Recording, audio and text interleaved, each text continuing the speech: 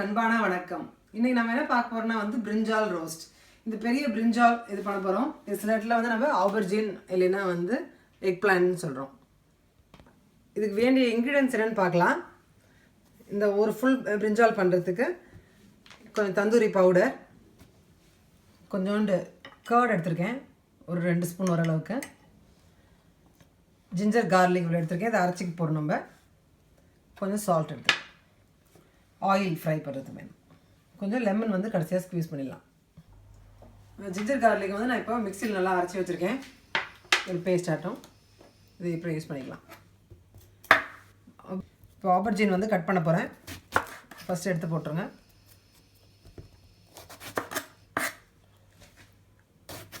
ரொம்ப மெலிசாக கட் பண்ணாலும் கொஞ்சம் பிஞ்சிரும். அதனால் ஓரளவுக்கு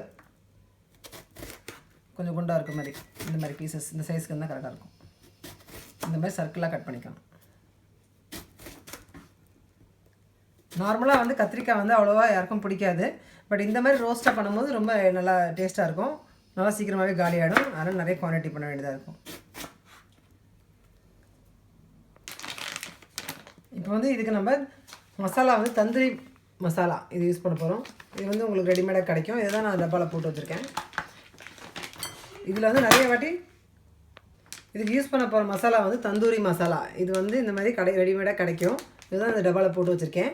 இது மோஸ்ட்லி சால்ட் ஏற்கனவே ஆட் பண்ணியிருப்பாங்க. அப்படி ஆட் பண்ணி தான் நம்ம சால்ட் ஆட் பண்ண வேண்டாம். அப்படி இல்லைன்னா மட்டும் கொஞ்சம் சால்ட் ஆட் பண்ணிக்கோங்க. இது 2 ஸ்பூன் போட்டுக்கோங்க. காரம் ரொம்ப வேணால் ஒரு 1.5 ஸ்பூன் போட்டுக்கோங்க. 2 ஸ்பூன் போடுறேன். அரைச்சி வச்ச ஜிஞ்சர் கார்லிக் பேஸ்ட் அப்படியே அதில் போட்டுக்கலாம். இதில் சால்ட் இருக்குது, நல்ல சால்ட் நான் போடல. தயிர், யோகட் இது எடுத்து வச்சுருக்கோம். இது அப்படியே ஃபுல்லாக போட்டு போகிறேன். இது கூட நம்ம ஒரு ஹாஃப் லெமன் பிழிஞ்சிக்கலாம். புளிப்புக்கு யூஸ் ஆகும். உங்களுக்கு வேணுன்னா கொஞ்சம் தக்காளி ஜூஸ் கூட போடலாம். நான் இது போல் லெமன் போடுறேன்.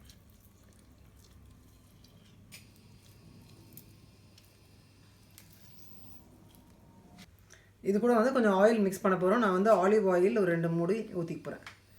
நீங்கள் சன்ஃப்ளவர் ஆயில் யூஸ் பண்ணிக்கலாம், நல்லெண்ணெய் கூட யூஸ் பண்ணிக்கலாம். இது எல்லாத்தையும் போட்டு நல்லா கையிலே மிக்ஸ் பண்ணிக்கிறேன்.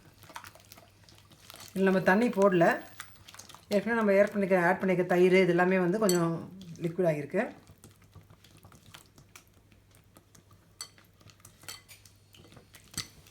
சரி, நல்லா கலர்னதுக்கப்புறமா இந்த பீசஸ்லாம் உள்ளே போட்டுக்கோங்க. போத் சைட்ஸ் ஆகும். ஒரு பிளேட்டில் நம்ம அரேஞ்ச் பண்ணி ரெடி பண்ணி வச்சுக்கலாம்.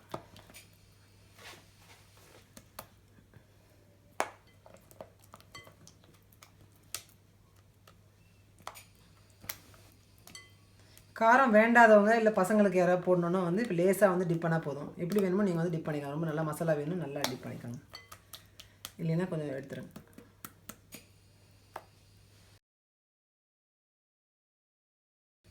இதை வேணும்னா ஊற வைக்கலாம், அப்படி இல்லைனாலும் இமீடியட்டாக பண்ணலாம். நம்ம இப்போ ஷாலோ ஃப்ரை பண்ண போகிறோம். இப்போ ஒரு பேன் காய வச்சுருக்கேன். இதில் கொஞ்சம் ஆயில் ஊற்ற போகிறேன். நம்ம ஷாலோ ஃப்ரை தான் பண்ண போகிறோம். அதில் கொஞ்சமாக ஊற்றிக்கோங்க.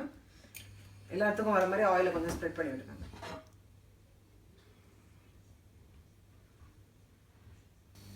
இப்போ எண்ணெய் காஞ்சிச்சு, அதனால் நம்ம ஒன்று ப்ளேஸ் பண்ணலாம்.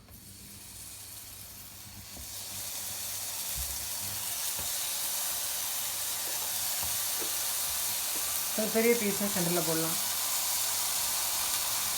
இதை நம்ம ஹீட்டை பொறுத்து கொஞ்சம் மாற்றிக்கிட்டே இருக்கணும்.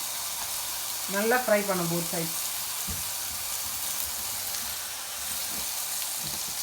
ஃபஸ்ட்டு கொஞ்சம் நல்லா வேகட்டும்.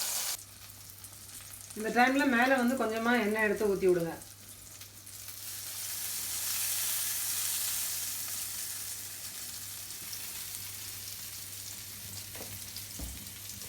இப்போ மெதுவாக ஒன்றா திருப்பி பார்க்கலாம்.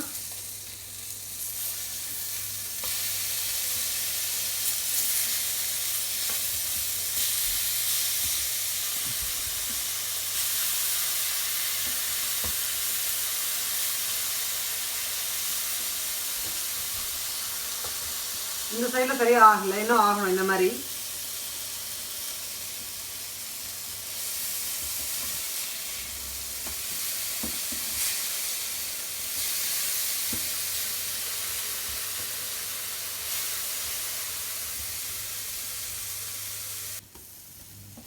இங்கே சென்டரில் வந்து தீ இருக்குது, அதனால் இதெல்லாம் வந்து கொஞ்சம் எடுத்துகிட்டு இந்த இதெல்லாம் கொஞ்சம் அது இப்படி சென்டரில் மூவ் பண்ணிவிடலாம்.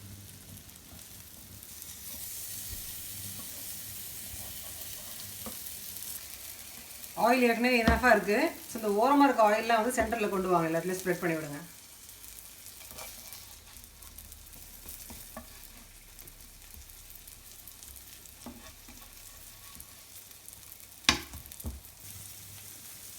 நல்லா 2 சைடும் நல்லா ரோஸ்ட் ஆகிற வரைக்கும் திருப்பி போட்டு நல்லா எடுங்க. இப்போ வந்து ரெடி ஆகிடுச்சு. அதனால் நம்ம ஒன்று எடுத்து பிளேட்டில் வச்சிடலாம்.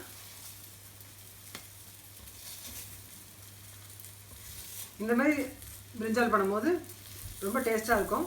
இது வந்து நம்ம சாம்பார் சாதம், பருப்பு சாதம், இல்லைன்னா வந்து தயிர் சாதம், இதுக்கெலாம் வந்து நல்ல ஒரு மேட்சிங் சைட் டிஷ்ஷாக இருக்கும். இப்போ இது கூட லாஸ்ட்டாக திருப்பியும் கொஞ்சோண்டு லெமன் புழிஞ்சு விடலாம். இப்போ நம்மளுடைய பிரிஞ்சால் ரோஸ்ட் ரெடி ஆகிடுச்சு. கண்டிப்பாக இதை ட்ரை பண்ணி பார்த்துட்டு எப்படி இருக்குன்னு உங்கள் கமெண்ட்ஸ் போஸ்ட் பண்ணுங்கள்.